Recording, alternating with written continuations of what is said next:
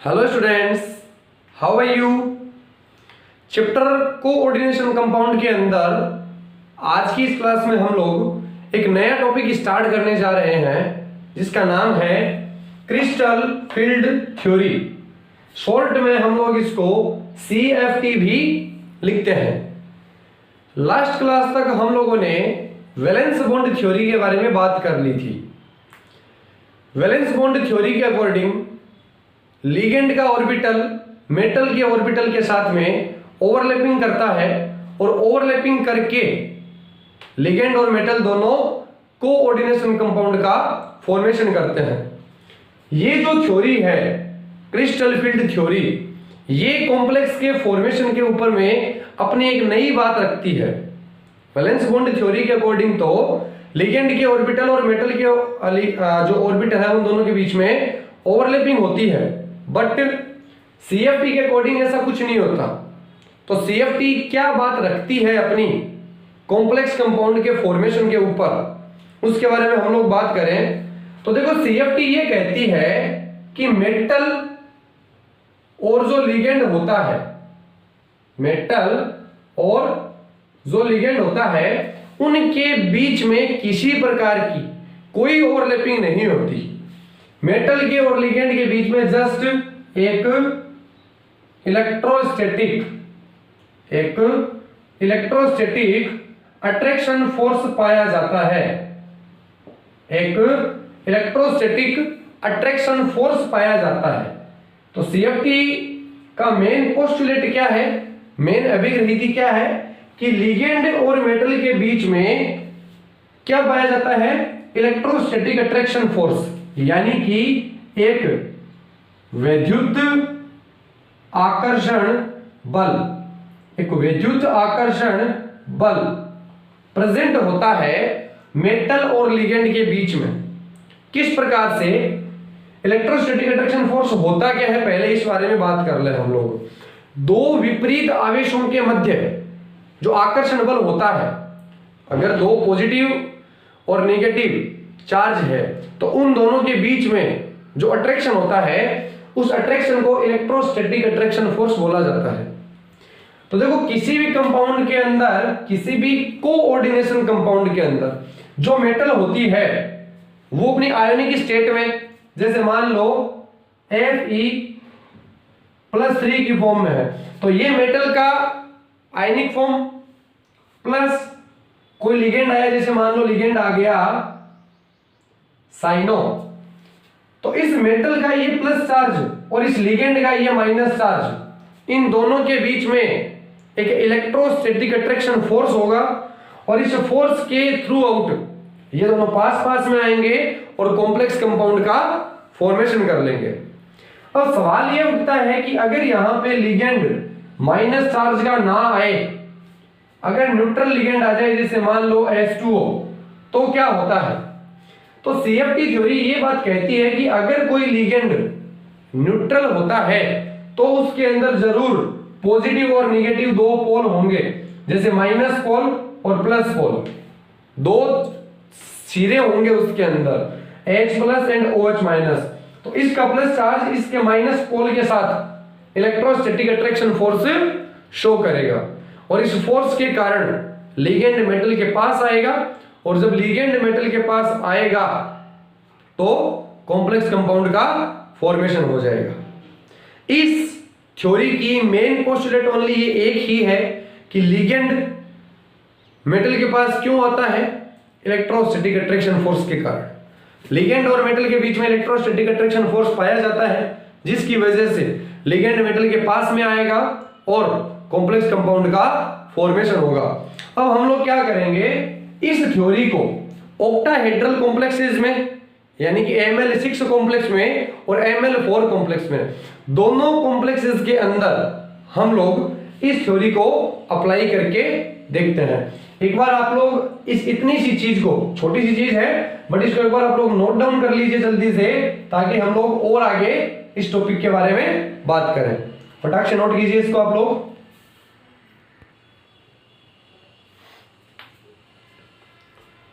तो अभी हम लोगों ने CFT की जो मेन पोस्टुलेट थी, inter attraction force, electrostatic attraction force, उसके बारे में बात कर ली। अब हम लोग क्या करते हैं, जो Ml6 कॉम्प्लेक्स है, जो कि कैसे बनते हैं, ऑक्टाहेड्रल। तो ऑक्टाहेड्रल कॉम्प्लेक्सेस के अंदर हम लोग इसको अप्लाई करते हैं कि कैसे Ml6 कॉम्प्लेक्स के अंदर CFT लागू होती है। तो देखिए Ml6 कॉम्प्लेक्स कैसा होता है, ये मेटल, इसके अंदर ये 4 लिगेंड, एक प्लेन में, एक समतल में, ठीक है, और एक लिगेंड प्लेन से नीचे की तरफ, एक लिगेंड प्लेन से ऊपर की तरफ, ये Ml6 कॉम्प्लेक्स है। इसको मैं ऐसे बोल सकता हूं कि मान लीजिए ये आपकी मेटल है, तो एक लिगेंड आ रहा है इस तरफ से, एक लिगेंड आ रहा है इस तरफ से, ठीक है, एक लिगेंड इधर सामने से, एक लिगेंड इधर पीछे से। तो ये मेटल एक लिगेंड, 2 लिगेंड, 3 लिगेंड, 4 लिगेंड, ये चारों एक प्लेन में है 90 डिग्री के एंगल पर। एक लिगेंड इसके ऊपर से आ रहा है, एक लिगेंड इसके नीचे से आ रहा है, ठीक है बात। इसको और ज्यादा समझने के लिए हम लोग, इसको और ज्यादा समझने के लिए हम लोग एक स्क्वायर बनाते हैं। ये हम लोगों ने एक स्क्वायर बना लिया, एक घन बना लिया, हम लोगों ने एक घन बना लेते हैं, ये लीजिए। अब इसके अंदर इस वाले एक्सिस को आगे की तरफ बढ़ा देते हैं, इस एक्सिस को आगे बढ़ा देते हैं, इसको आगे बढ़ा देते हैं। इन तीनों एक्सिस को हमने क्या कर लिया, आगे की तरफ बढ़ा लिया। ये हमारा एक्स एक्सिस, ये हमारा वाई एक्सिस, ये हमारा जेड एक्सिस, ठीक है। इस पॉइंट पर मैं ये बोल दूं कि मेटल पड़ी है, इस पॉइंट पर मेटल पड़ी है, तो एक लिगेंड आपका इधर से आएगा, एक लिगेंड आपका इधर से आएगा, एक लिगेंड आपका इधर से आएगा, और एक लिगेंड आपका इधर से आएगा, एक लिगेंड आपका नीचे से आएगा, और एक लिगेंड ऊपर से आएगा। कुछ ये कंडीशन होती है। तो 2 लिगेंड आ रहे हैं एक्स एक्सिस पे, 2 लिगेंड आ रहे हैं वाई एक्सिस पे, और 2 लिगेंड आ रहे हैं जेड एक्सिस पे। तो ये लिगेंड मेटल के पास आ क्यों रहा है, ये बात तो सीएफटी ने बता दी कि भाई मेटल के और लिगेंड के बीच में इलेक्ट्रोस्टैटिक अट्रैक्शन फोर्स काम कर रहा है, उसकी वजह से ये सारे लिगेंड मेटल के पास आ रहे हैं। लेकिन अब एक बात ध्यान दीजिएगा आप लोग, वो ये है कि इस लिगेंड के पास में क्या है, इलेक्ट्रॉन है, इस लिगेंड के पास इलेक्ट्रॉन है, और इस मेटल के पास भी क्या है, इलेक्ट्रॉन तो है ही। तो मेटल के इलेक्ट्रॉन और लिगेंड के इलेक्ट्रॉन के बीच में रिपल्सन भी होता है। अट्रैक्शन फोर्स तो काम कर रहा है, लेकिन इस अट्रैक्शन की वजह से ये लिगेंड इस मेटल के पास आ रहा है, फिर क्या हुआ, इन दोनों के बीच में रिपल्सन भी काम करेगा। रिपल्सन जब होता है तो एनर्जी बढ़ जाती है, ऊर्जा बढ़ जाती है, ठीक है, बात समझ में आई। अभी हम लोग बात करते हैं कि ये वाली जो मेटल है ये कौन से ब्लॉक की है, तो ये है आपकी डी ब्लॉक की मेटल, ये डी ब्लॉक की मेटल है। डी सब सेल के पास 5 ऑर्बिटल होते हैं। कितने ऑर्बिटल होते हैं, 5 ऑर्बिटल, 5 ऑर्बिटल। ये 5 ऑर्बिटल कौन कौन से हैं,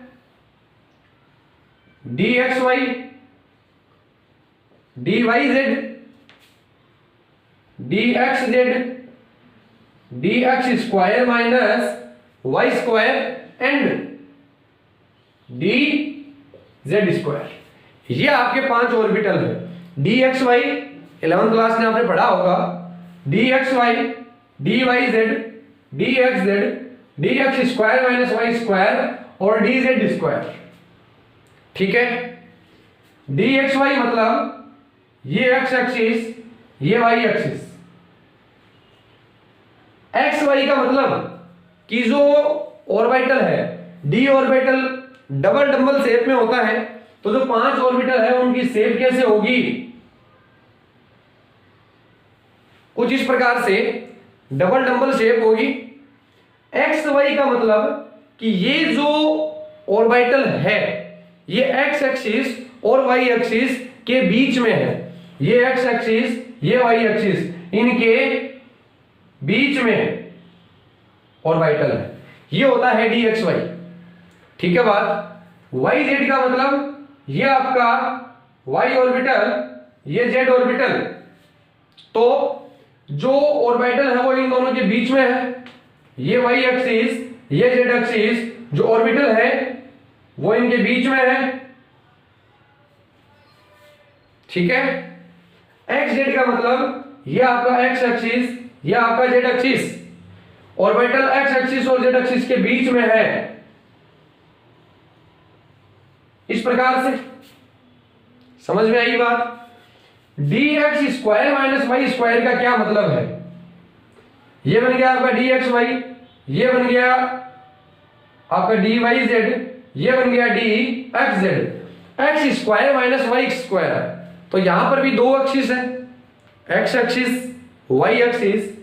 ये आपने एक्स एक्सिस लिया, ये वाई एक्सिस लिया। अब ध्यान ये दीजिएगा कि अगर एक्स वाई एक्स ऑर्बिटल है, अगर डी एक्स वाई ऑर्बिटल है, तो जो ऑर्बिटल है वो एक्स एक्सिस और वाई एक्सिस के बीच में है। और अगर d x square minus y square आ गया तो जो ऑर्बिटल होंगे वो एक्सिस के ऊपर होंगे, इस प्रकार से। इस प्रकार से ये आपका d x square minus y square है। डी जेड स्क्वायर, तो एक्सिस एक, देखिए हम इसको ऐसे बनाएंगे, एक ऑर्बिटल तो इसके ऊपर रहेगा इस प्रकार से, और दूसरा यहां पे रोटेट होता रहेगा।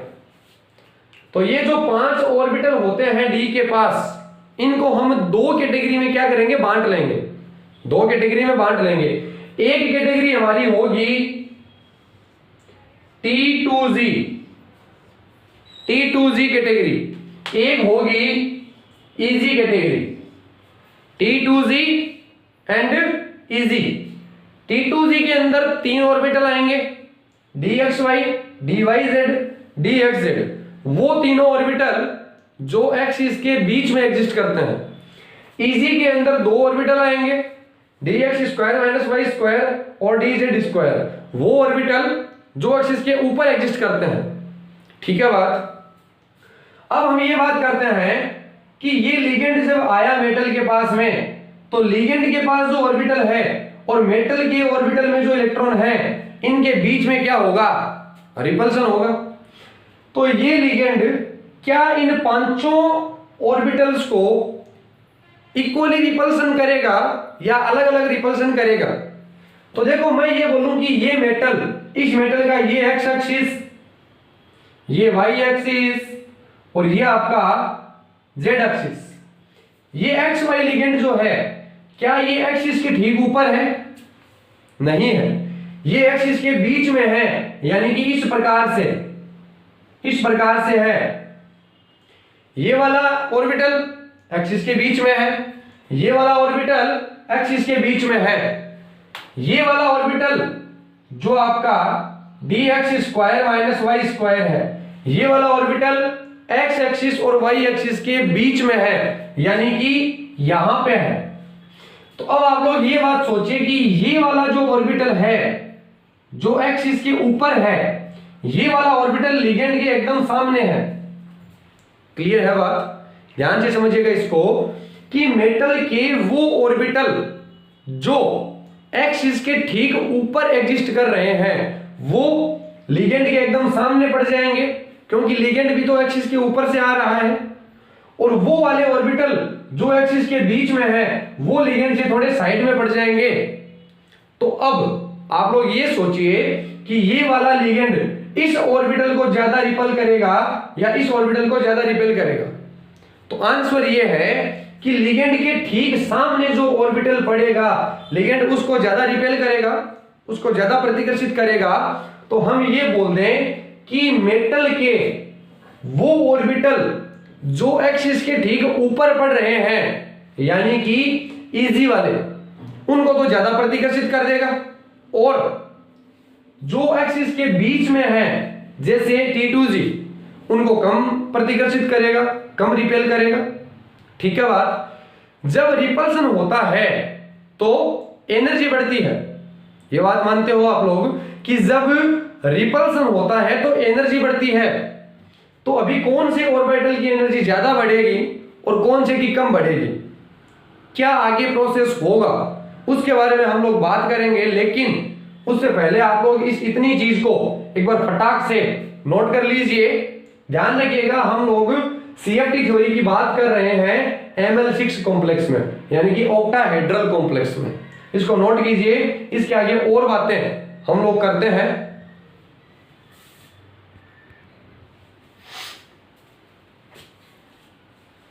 तो स्टूडेंट्स, अभी हम लोगों ने लिगेंड किस प्रकार से मेटल के ऑर्बिटल को रिपेल करता है, मेटल के ऑर्बिटल के इलेक्ट्रॉन्स को रिपेल करता है, ये हम लोगों ने देख लिया।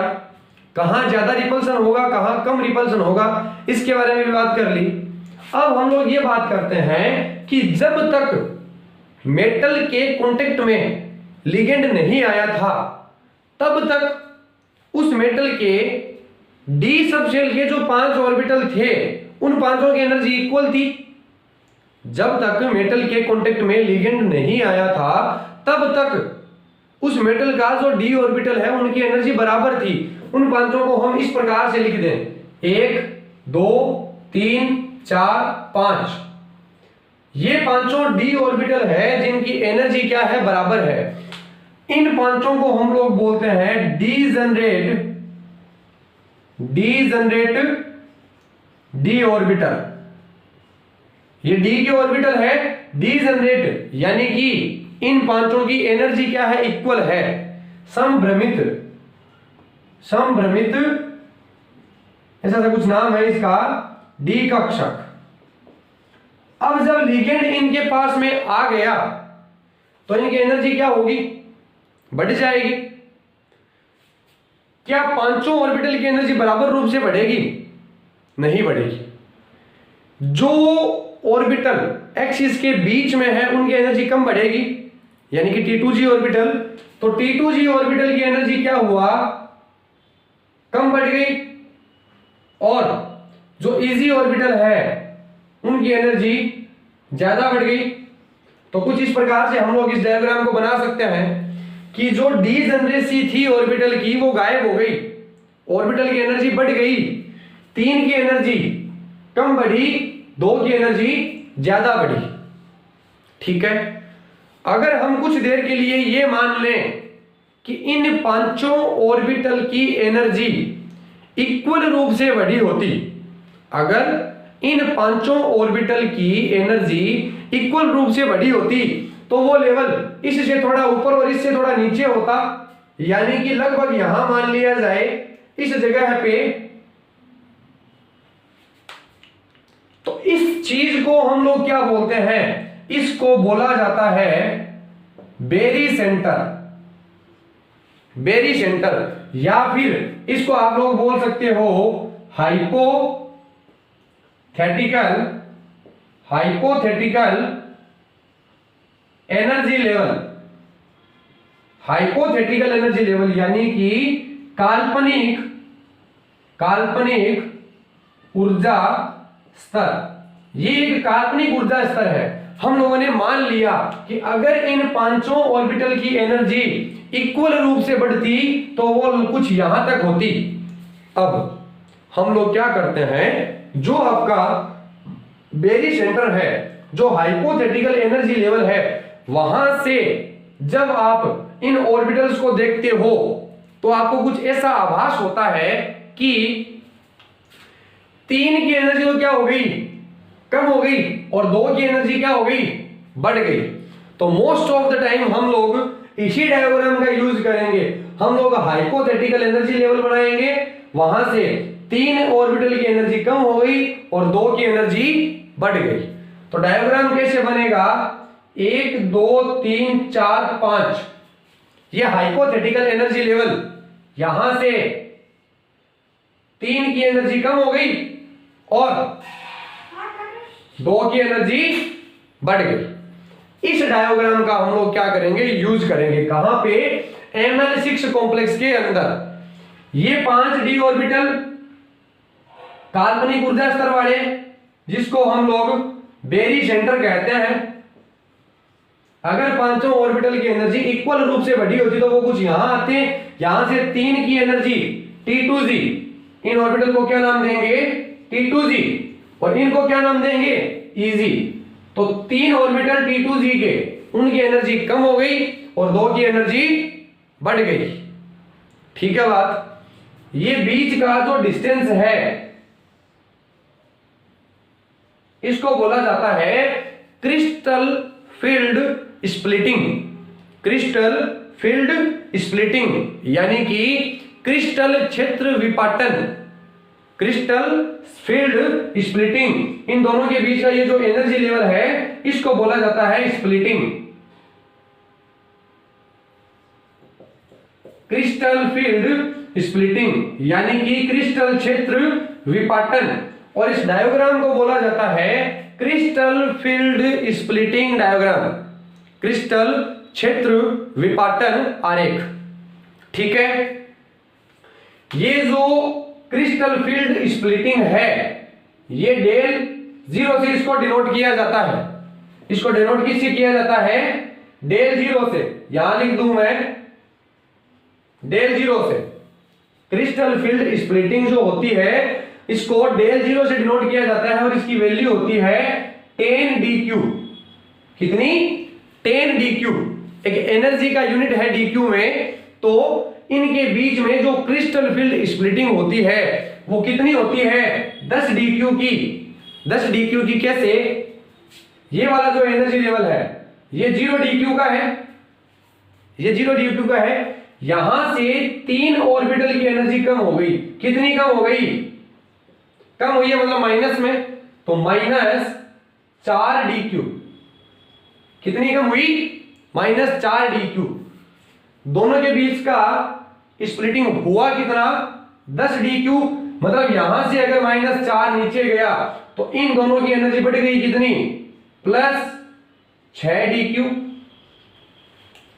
तो यहां से ऊपर +6dq, नीचे -4dq, मतलब ये स्पेस, ये स्प्लिटिंग कितनी हो जाएगी, 10dq की। +6dq का मतलब कि इसकी एनर्जी +6dq बढ़ गई और इसकी एनर्जी +6dq बढ़ गई। तो दोनों की कितनी बढ़ गई, +12dq। इसकी -4dq कम, इसकी -4 कम, इसकी -4 कम, तो कम कितनी हो गई, -12dq। यानी कि जितनी एनर्जी बढ़ रही है उतनी एनर्जी कम हो रही है। तो ओवरऑल वापिस इन ऑर्बिटल की एनर्जी कितनी बन जाएगी, 0dq। समझ में आई आपको बात। तो आप लोगों को फाइनली Ml6 कॉम्प्लेक्स के अंदर जब आप लोग यूज करते हो CFT को तो आपको ये डायग्राम आना चाहिए। अब इस डायग्राम का आप यूज कैसे करोगे, कैसे हम लोगों को आगे के कॉम्प्लेक्सेस के बारे में पता चलेगा, उसके बारे में हम लोग बात करेंगे। आप लोग पहले इन डायग्राम्स को नोट कर लीजिए, कैसे हम लोग इनका यूज करते हैं, इनके बारे में अभी जस्ट आगे कंटिन्यू करते हैं। फटाक से आप लोग नोट कीजिए इसको एक बार।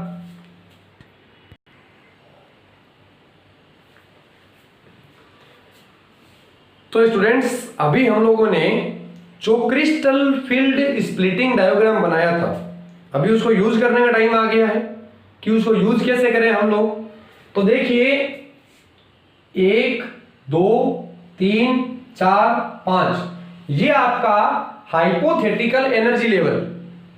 यहां से 3 ऑर्बिटल की एनर्जी कम हो गई जिसको हम लोगों ने T2g नाम दे दिया, और 2 ऑर्बिटल की एनर्जी बढ़ गई जिसको हम लोगों ने Eg नाम दे दिया। अब ये स्प्लिटिंग कितनी होगी दोनों के बीच में, ये डिपेंड करेगा कि लिगेंड कौन सा आ रहा है। अगर लिगेंड स्ट्रॉन्ग आया तो ज्यादा स्प्लिटिंग, अगर लिगेंड वीक आया तो कम स्प्लिटिंग। तो ये ज्यादा स्प्लिटिंग हो रही है, मैं बोल दूं कि ये आपका जब स्ट्रॉन्ग लिगेंड आएगा तब का काम है। जब वीक लिगेंड आएगा तो इसको इस प्रकार से बना देंगे हम लोग, ये आपका जब वीक लिगेंड आएगा तब का प्रोसेस। ठीक है बात, स्प्लिटिंग तो दोनों में ही हो रही है, बट अगर स्ट्रॉन्ग लिगेंड आया तो ये स्प्लिटिंग ज्यादा हो जाएगी, और अगर वीक लिगेंड आया तो ये स्प्लिटिंग, ये विपाटन कम हो जाएगा। अब इसका करना क्या है, क्यों हम लोगों ने ये डायग्राम बनाया है? तो देखो, कोई भी कॉम्प्लेक्स कंपाउंड होता है उसके अंदर मेटल होती है, वो मेटल डी ब्लॉक की होती है। तो उस मेटल के पास डी सब सेल में कितने इलेक्ट्रॉन हैं, वो इलेक्ट्रॉन आपको इन पांचों ऑर्बिटल्स के अंदर भरने हैं। तो वो इलेक्ट्रॉन्स आप लोग कैसे भरोगे? अगर स्ट्रॉन्ग लिगेंड है तो कैसे भरोगे, अगर वीक लिगेंड है तो कैसे भरोगे? देखो, पहला इलेक्ट्रॉन आप लोग यहां भरोगे, दूसरा इलेक्ट्रॉन यहां भरोगे, तीसरा इलेक्ट्रॉन यहां भरोगे। कब? जब स्ट्रॉन्ग लिगेंड है। और जब वीक लिगेंड है तो भी पहला इलेक्ट्रॉन यहां, दूसरा यहां, तीसरा यहां। समझ में आ गई बात? आपको स्टार्टिंग के 3 इलेक्ट्रॉन यहां पे भर देने हैं, चाहे वीक लिगेंड है चाहे स्ट्रॉन्ग लिगेंड है। चौथे इलेक्ट्रॉन की बात करें तो चौथे इलेक्ट्रॉन के पास 2 ऑप्शन है, या तो वो ये एनर्जी लेवल पार करके यहां जा सकता है, या फिर वो यहां रह सकता है। तो इलेक्ट्रॉन जब पेयरिंग बनाता है, जब युग्मित होता है, तो युग्मन होने के लिए भी उसको कुछ ना कुछ एनर्जी देनी पड़ती है।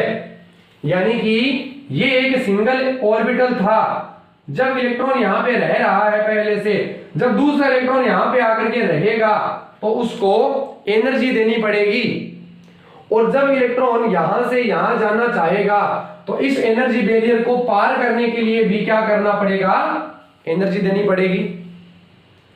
अब आप लोग देखिए कि यहां पे एनर्जी लेवल बहुत ज्यादा है जबकि यहां पे छोटा सा है, तो इस एनर्जी बैरियर को पार कर पाना मुश्किल काम है, इजी काम नहीं है। तो जो चौथा इलेक्ट्रॉन आएगा वो यहां पे जाना चाहेगा कि इसके साथ में पेयरिंग करना चाहेगा। पेयरिंग करने के लिए कम एनर्जी की रिक्वायर्ड होगी बजाय इस एनर्जी बैरियर को पार करने के लिए। देखिए, मैं आपको एक एग्जांपल देकर के समझाता हूं। मान लो मैं यहां से जयपुर पढ़ाई करने के लिए गया, मैंने एक रेंट पे मकान ले लिया जिसका रेंट है 4,000 रुपया मंथली, मेरे महीने के 4,000 रुपए लग रहे हैं। ठीक है बात। अब एक दूसरा फ्रेंड आता है मेरा, वो आकर के ये बोलता है कि यार मेरे को तेरा रूममेट बना ले, मैं तेरा रूममेट बन जाऊं, अपन दोनों साथ में रह लेंगे। तो मैं उसको क्या बोलूंगा, भाई साहब अगर तेरे को मेरे साथ रहना है तो पेमेंट देना पड़ेगा। पेमेंट देना पड़ेगा मतलब एनर्जी देनी पड़ेगी। तू एक काम कर, 2,000 रुपया तू दे दे, 2,000 रुपया मैं दे दूंगा, ठीक है, हम दोनों साथ में रह लेंगे। तो 2,000 रुपए देकर के उसको मेरे साथ में रूम शेयर करना पड़ रहा है। वो बोलेगा ठीक है, मैं तेरे को बताता हूं 1-2 दिन में। अब वो क्या करेगा, मेरे आसपास में कोई दूसरा मकान पता करेगा। मेरे से जस्ट 2-2.5 किलोमीटर दूर एक मकान है, उस मकान का रेंट 1,500 रुपए है। कितना? 1,500 रुपए। तो वो क्या सोचेगा कि 1,500 रुपए देकर के सेपरेट रहने को मिल रहा है और 2,000 रुपए देकर के उसके साथ रहना पड़ रहा है। कौन सा काम चुनेगा वो? 1,500 रुपए देकर के सेपरेट रहेगा। और वो ही अगर उस 2-2.5 किलोमीटर के एरिया में मकान तो है बट उस मकान का रेंट है 10,000 रुपए मंथली, तो वो क्या सोचेगा, यार 10,000 रुपए दें उससे बेटर है 2,000 रुपए देकर के उसके साथ रह लें। ऐसा होता है। सेम वही काम यहां पे है। अगर पेयरिंग करनी है तो पेयरिंग करने के लिए मान लो 250 यूनिट क्या चाहिए, एनर्जी चाहिए। क्या चाहिए? 250 यूनिट एनर्जी चाहिए। ये वाला एनर्जी लेवल बहुत बड़ा है। अगर इस एनर्जी लेवल को पार करना है तो 500 यूनिट एनर्जी चाहिए, जबकि ये वाला एनर्जी लेवल बहुत छोटा सा है, तो इसको पार करने के लिए ओनली 200 यूनिट चाहिए। एक बार एग्जांपल के तौर पे समझ सकते हैं आप लोग। तो ये पहला इलेक्ट्रॉन आ गया, ये दूसरा इलेक्ट्रॉन आ गया, ये तीसरा इलेक्ट्रॉन आ गया। अब चौथा इलेक्ट्रॉन स्ट्रॉन्ग लिगेंड के अंदर जब स्प्लिटिंग बहुत ज्यादा होती है तो चौथा इलेक्ट्रॉन क्या चाहेगा, 500 यूनिट जा रहा है, ऊपर जाने के लिए 500 यूनिट चाहिए। यहां रहने के लिए 250 यूनिट चाहिए, तो क्यों ना 250 यूनिट से काम बना लिया जाए। तो चौथा इलेक्ट्रॉन यहां रह लेगा, पांचवा इलेक्ट्रॉन यहां रह लेगा और छठा इलेक्ट्रॉन यहां रह लेगा। अब जब सातवें इलेक्ट्रॉन की जगह नहीं है तो सातवां इलेक्ट्रॉन आपका मजबूरन यहां जाएगा। अब आठवां इलेक्ट्रॉन, तो आठवां इलेक्ट्रॉन ऑब्वियसली यहां जाएगा। क्यों? क्योंकि यहां जाने के लिए ओनली उसकी 500 यूनिट एनर्जी लग रही है, जबकि अगर वो यहां जाएगा तो 500 यूनिट तो ऊपर जाने के लिए और 250 यूनिट पेयरिंग करने के लिए 750 यूनिट चाहिए, तो वो ऐसा काम नहीं करेगा। सातवां इलेक्ट्रॉन यहां और आठवां इलेक्ट्रॉन यहां, अब 9वां इलेक्ट्रॉन यहां और 10वां इलेक्ट्रॉन यहां। तो ये इलेक्ट्रॉन को भरने का तरीका होता है स्ट्रॉन्ग लिगेंड के अंदर, पहला, दूसरा, तीसरा। फिर अगर स्ट्रॉन्ग लिगेंड है तो चौथा इलेक्ट्रॉन ऊपर नहीं जाएगा, चौथा, पांचवा, छठा, सातवां, आठवां, 9वां, 10वां। मैंने इलेक्ट्रॉन के नीचे नंबर लिख दिया है, आप लोग ये नंबर नोट कर सकते हैं। अब देखिए यहां पे क्या काम होगा, पहला इलेक्ट्रॉन, दूसरा इलेक्ट्रॉन, तीसरा इलेक्ट्रॉन, स्प्लिटिंग है बहुत कम, ऊपर जाने के लिए ओनली 200 यूनिट एनर्जी चाहिए और कपलिंग करने के लिए 250 यूनिट चाहिए। तो 250 यूनिट एनर्जी देकर के पेयरिंग करें, उससे बेटर है कि 200 यूनिट देकर के अकेला रहे। तो ये आपका पहला इलेक्ट्रॉन, दूसरा इलेक्ट्रॉन, तीसरा इलेक्ट्रॉन, चौथा इलेक्ट्रॉन जाएगा ऊपर, कब? जब वीक लिगेंड है, और पांचवा लिगेंड यहां, फिर छठा वापिस यहां, सातवां यहां और आठवां यहां, 9वां यहां और 10वां यहां। ये लीजिए ये नंबर। अगर स्ट्रॉन्ग है तो 1 2 3 4 5 6 7 8 9 10, ठीक है। अगर वीक लिगेंड है तो 1 2 3 4 5 6 7 8 9 10, ये इलेक्ट्रॉन्स आपको भरने हैं। अब कैसे हम लोग किसी दिए गए कंपाउंड को सोल्व कर सकते हैं सीएफटी के अकॉर्डिंग। सीएफटी के अकॉर्डिंग हम लोग इलेक्ट्रॉन तो भर ही देंगे, साथ ही साथ ये भी बता देंगे कि ये कंपाउंड पैरामैग्नेटिक है कि डायामैग्नेटिक है, यह आपका अनुचुंबकीय है कि प्रतिचुंबकीय है। हालांकि वैलेंस बॉन्ड थ्योरी के अंदर भी हम लोग ये चीज बता के गए थे, बट केवल अगर आपको चुंबकीय गुण बताना हो, केवल आपको अगर मैग्नेटिक प्रॉपर्टीज बताना हो, तो वैलेंस बॉन्ड थ्योरी से ज्यादा बेटर होती है सीएफटी।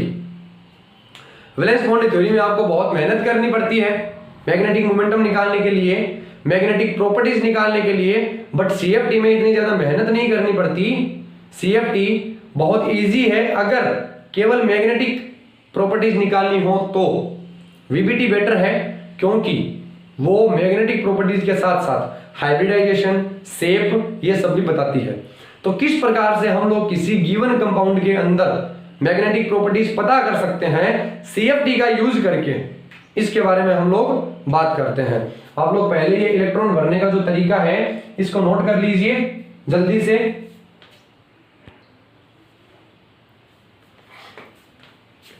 तो स्टूडेंट अभी हम लोग एक एग्जांपल लेते हैं Ml6 कॉम्प्लेक्स का और देखते हैं कि सीएफटी के अकॉर्डिंग उसमें इलेक्ट्रॉन किस प्रकार से भरे जा रहे हैं और उसकी मैग्नेटिक प्रॉपर्टीज क्या है। तो हम वही दोनों एग्जांपल ले लेते हैं जो हमने वीबीटी के अंदर सोल्व किए हैं। देखो पहला एग्जांपल मैं ले रहा हूं CONH3(6)+3। तो ये कंपाउंड आप लोग पहले वीबीटी के अकॉर्डिंग सोल्व कीजिए और देखिए कि इसके अंदर मैग्नेटिक प्रॉपर्टीज क्या है, ये डायामैग्नेटिक है कि पैरामैग्नेटिक है, और अनपेयर्ड इलेक्ट्रॉन कितने आ रहे हैं वीबीटी में। फिर हम लोग इसको सीएफटी के अकॉर्डिंग सोल्व करते हैं। तो देखिए यहां पे मेटल है CO। CO मेटल कितने नंबर पे आती है? 27 पे। आर्गन 4s2 3d7, ये इलेक्ट्रॉनिक कॉन्फ़िगरेशन बनेगा। इस कॉम्प्लेक्स के अंदर CO की ऑक्सीडेशन स्टेट +3 है, तो +3 का मतलब आर्गन 4s0 3d6। इस कॉम्प्लेक्स के अंदर जो कोबाल्ट आयन है उसके d सबशेल में कितने इलेक्ट्रॉन है? 6। ये 6 इलेक्ट्रॉन हम लोगों को भरने हैं। तो डायग्राम बनाइए, 1 2 3 4 5। अब यहां से 3 की एनर्जी कम और 2 की एनर्जी ज्यादा, इलेक्ट्रॉन भरने हैं 6। ये पहला इलेक्ट्रॉन, ये दूसरा इलेक्ट्रॉन, ये तीसरा इलेक्ट्रॉन। लिगेंड देखिए कौन सा है, NH3 स्ट्रॉन्ग लिगेंड है। तो ये चौथा इलेक्ट्रॉन, ये पांचवा इलेक्ट्रॉन और ये छठा इलेक्ट्रॉन। जो इलेक्ट्रॉन है वो सारे के सारे कैसे हैं, पेयर्ड है। All electrons are paired. इसलिए ये कंपाउंड जो होगा, ये कंपाउंड आपका कैसा बन जाएगा, डायामैग्नेटिक बन जाएगा, जिसके अंदर अनपेयर्ड इलेक्ट्रॉन 0 है। वीबीटी के अकॉर्डिंग आप लोग सोल्व करके देख लीजिए, वहां पर भी अनपेयर्ड इलेक्ट्रॉन 0 थे और कंपाउंड डायामैग्नेटिक था। अगर कोई कंपाउंड अनुचुंबकीय होता है, चुंबक को अट्रैक्ट करता है अपनी तरफ, पैरामैग्नेटिक होता है, चाहे वो डायामैग्नेटिक होता है, उसका कुछ ना कुछ मैग्नेटिक मोमेंटम होता है, जिसको हम लोग चुंबकीय आघूर्ण कहते हैं। मैग्नेटिक मोमेंटम, चुंबकीय आघूर्ण, जिसको डिनोट किया जाता है म्यू से। तो म्यू की वैल्यू अगर हम लोगों को कोई निकालने को बोल दे कि भाई ये कंपाउंड है, इसकी मैग्नेटिक प्रॉपर्टीज निकालिए और बताइए कि इसका मैग्नेटिक मोमेंटम कितना है, म्यू की वैल्यू कितनी है, तो म्यू के लिए फॉर्मूला होता है n+2 रूट, और म्यू की यूनिट होती है bm, बार मैग्नेटॉन, बार मैग्नेटॉन। यहां पे n क्या है, अनपेयर्ड इलेक्ट्रॉन की संख्या, अयुग्मित इलेक्ट्रॉन की संख्या। अयुग्मित इलेक्ट्रॉन कितने हैं, 0 है। तो 0 + 2 का रूट 0, यानी कि म्यू की वैल्यू आ जाएगी 0 bm। अगर कोई कंपाउंड प्रतिचुंबकीय है, अगर कोई कंपाउंड डायामैग्नेटिक है, तो उसका चुंबकीय आघूर्ण, मैग्नेटिक मोमेंटम हमेशा 0 बार मैग्नेटॉन आता है। ठीक है बात। तो इसी प्रकार से कुछ 1-2 कंपाउंड और है, उसको भी हम लोग सोल्व आउट कर लें CFT के अकॉर्डिंग, ताकि आपको ये थ्योरी और ज्यादा क्लियर हो जाए। इस चीज को आप लोग पहले एक बार नोट कर लीजिए जल्दी से।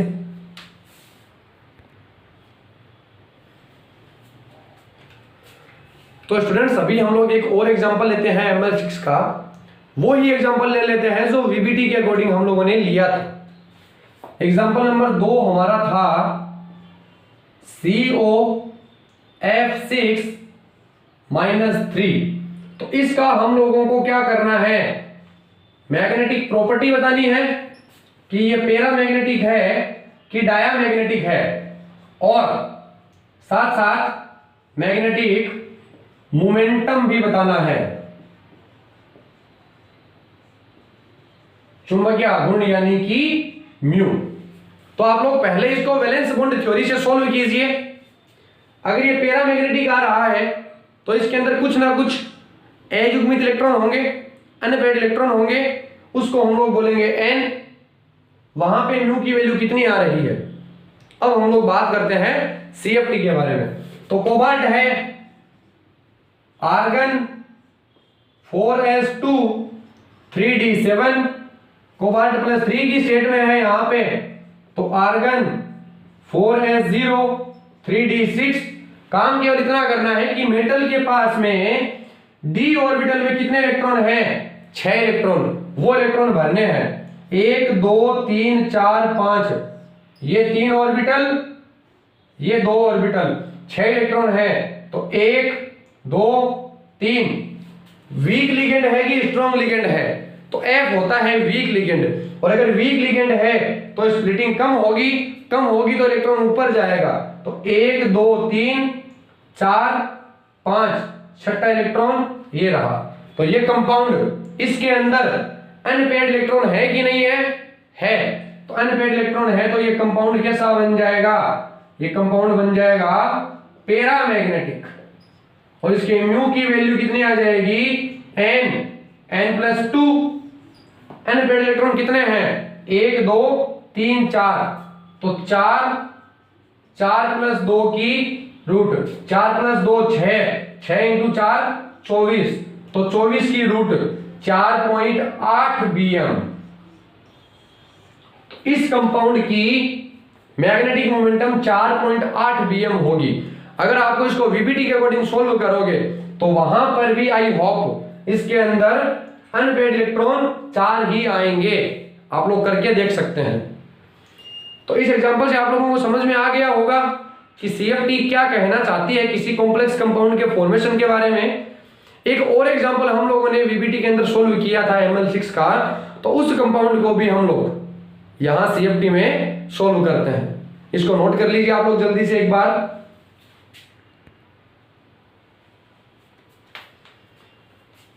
तो हम लोग तीसरे एग्जांपल के बारे में बात करते हैं जो हमने वीबीटी के अंदर लिया था। वीबीटी के अंदर हमारा तीसरा एग्जांपल था K4FeCN6। तो आप लोग पहले, अगर आपको वैलेंस बॉन्ड थ्योरी आती है तो इस कंपाउंड को वैलेंस बॉन्ड थ्योरी से सोल्व कीजिए। देखिए कि ये पैरामैग्नेटिक है कि डायामैग्नेटिक।